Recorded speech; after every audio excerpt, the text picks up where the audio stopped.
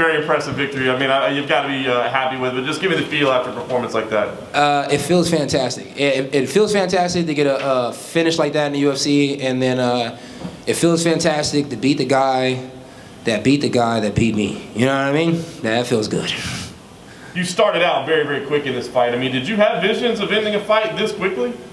No, not quick. I just had visions that ended them. You know what I mean? I was the underdog. You know what I mean? I haven't been the underdog in a fight since Thiago Santos. So I was the underdog, and I was like, what the heck is going on? I'm the underdog to a guy who has less fights than me. No way possible.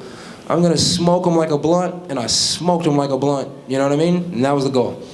So seeing that, I mean, you felt disrespected, or you felt like there was something to prove? Yeah, I felt disrespected. You know what I mean? My record's 17-5 now. You know what I mean? Going into the fight, it was 16-5. You know what I mean? It's like, yeah, there's a lot of losses, but man, I got a lot of good wins too. You know what I mean? So to say that this guy was going to come in here and beat me and to be that much of an underdog, I was like, this is disrespectful.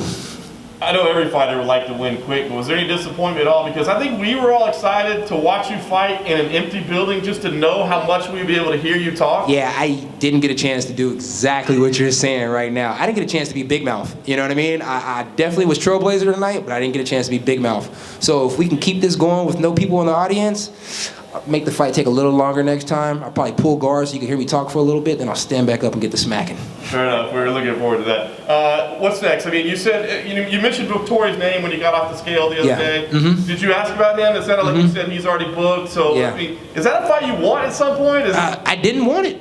To be 100% real with you, I did not want that fight. I was like, nah, I'm cool. I don't want to fight that dude. You know what I mean? Like, he's big. First time I ever met him, he was really nice to me. It was after the DeShirio fight. He was a cool dude. You know, but you don't shake my hand and then go online and drop a post. You know what I mean? That's not manly. So it upset me. You know what I mean? So it's like, if you're gonna play that role, we have a full-blown conversation. We talk about, fighting, so that way you can make some money and you can do what you want to do to feed your family and move up in the rankings or move down. It's like, then you go online and you talk when you could have just talked to me when you seen me. Pussy. I don't know if I'm supposed to say that right now or not, but pussy. Straight pussy. You know what I mean? Not a man at all. Paths gonna cross at some point then? Yeah, I mean, we crossed the other day in the lobby. You know what I mean? He didn't do what he did when he was over there in front of Baby K. You know what I mean? He was real quiet. He was real respectful. He tried to shake my hand again, but you can't shake my hand one time, go online, and then come back and shake it again. You don't spit in my hand and spit in my face and think we're gonna be cool. Fuck Marvin Vettori. He's a snake. He's a dirty dog snake, and I'm gonna fuck him up when I get the chance. Did you also call out Mickey Gall at the end? Yeah, I called out Mickey Gall. That's like a big step down from Marvin Vettori. Yeah. But here's the logic in that. I get choked out a lot, so I was like, fuck it. If I can beat him, I'll be good to go. But like that, I was gonna ask that. Most fighters don't want to fight someone that goes into their quote weakness. So why do you want to fight someone that his strength is what you just described? I know I've been choked out twice, right? That's the only way I've ever been finished, but I really still don't believe that that's my weak point. You know what I mean? I trained jiu-jitsu underneath Travis Lutter.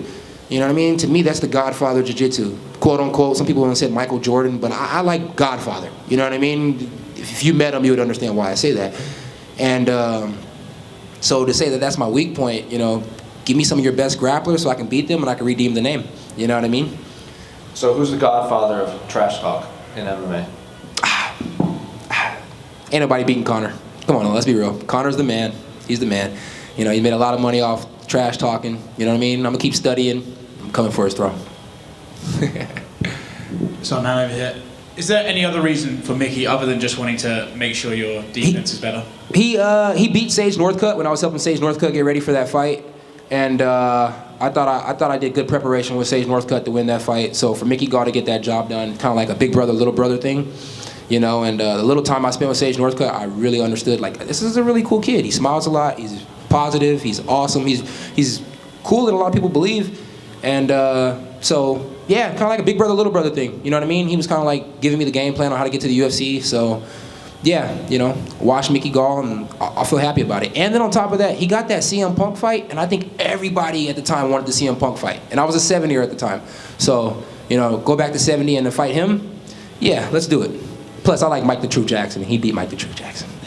he also he's not afraid of talking a bit of smack too. So maybe you'll have a bit of back and forth in there as well. You know what? He just might, but I just might slap him in person. So he better watch his mouth. You know what I mean? You know, no offense to Mickey Gall, but I feel like he's a little too soft to be talking crap to me. Do you think the UFC will book you again that quickly? 2 weeks? I got a feeling they will. Is that a feeling, or have you had a conversation? Yeah, a little bit of both. Thanks, man. Thank you. Kevin, what did you say to Dana about fighting in 2 weeks? I didn't say nothing to Dana about fighting in 2 weeks. I said something to Sean Shelby.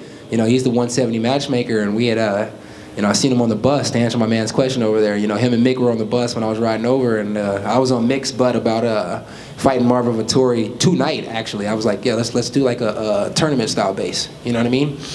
And he was like, come on, Kev, you know that can't happen. And he was like, but I might have a fight for you in 2 weeks if you can leave this fight unscathed. And I was like, oh, really?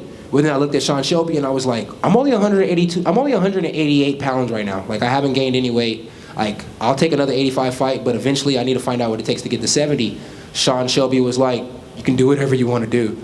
And so I was like, what's up with a fight at 170? So when Mick had said he was going to schedule me 2 weeks later, Sean Shelby goes, no, you can't do that. You can't do that. Like, kind of like cracking a joke, you know what I mean? Like, they won't allow that.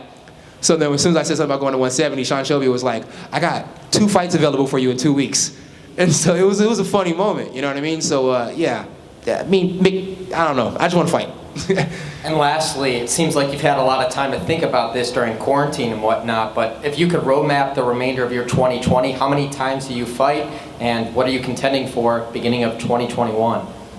If I can get down to 170, I mean, I hate to bring the guy up because the guy is really cool, but we all know I beat Jeffrey Neal. You know what I mean? I beat Jeffrey Neal blowing kisses in the crowd. You know what I mean? He's in a really, really good spot right now.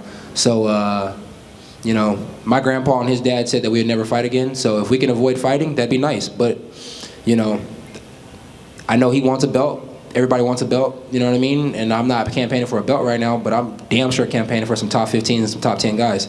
So when I get to 70, who's ever up there in the top 10, I mean, by 2021, if I can go ahead and get some fights in this year, you know, maybe 3, 4 more, I for sure want top 15 guys. I really, really want a Vincent Luque fight. Like, after seeing what he did to Nico Price, that fight was beautiful.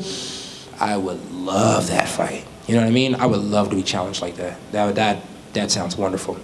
Yeah.